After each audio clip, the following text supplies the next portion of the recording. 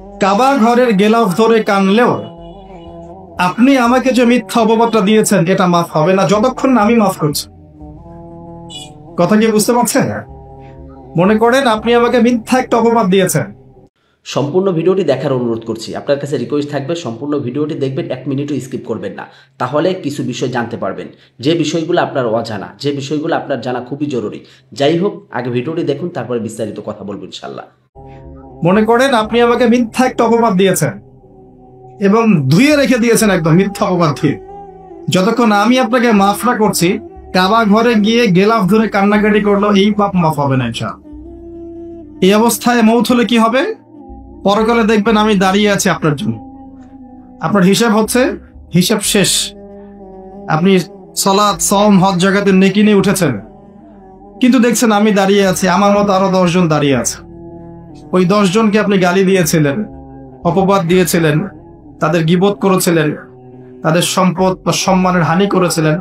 এখন কিয়ামতের মাঠে আপনার নেকি দিয়ে এই ঋণ শোধ করতে হবে, অন্য কোনো অপশন নাই। আর যদি নেকি শেষ হয়ে যায় তখন কি হবে? তখন আমার আমলনামা থেকে কিছু গুনাহ আপনাকে নিতে হবে।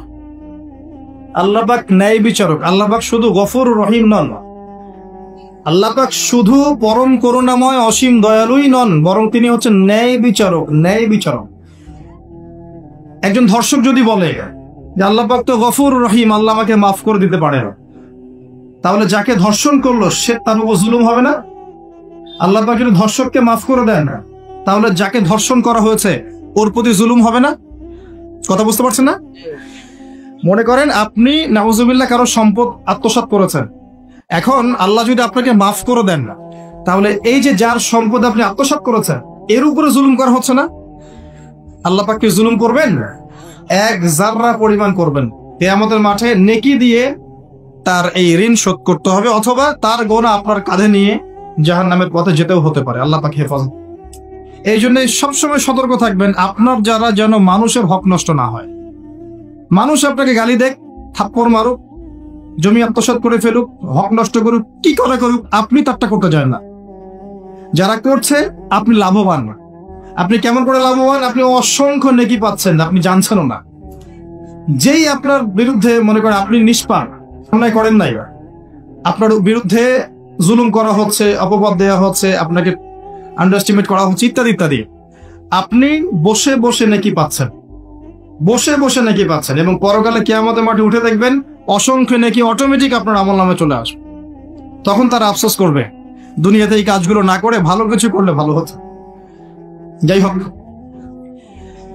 মানুষের সাথে জড়িত পাপ আল্লাহর কাছে মাফ হবে না।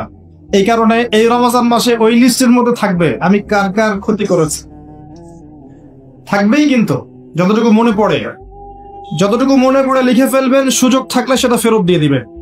যদি সুযোগ না থাকে ক্ষমা চেয়ে নিবেন, যদি সেই সুযোগও না থাকে তার পরিবারের কাছে ক্ষমা চেয়ে নিবেন, যদি সেই সুযোগও না থাকে তার পক্ষ থেকে সদকা করে দিয়ে পারা যাবে ইনশাআল্লাহ।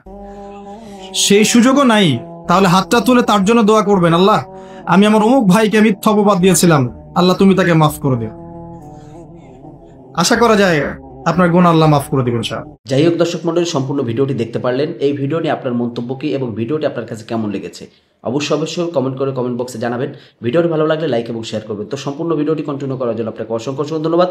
তো সবাই ভালো থাকবেন, সুস্থ থাকবেন। আসসালামু আলাইকুম ওয়া রাহমাতুল্লাহি ওয়া বারাকাতুহু।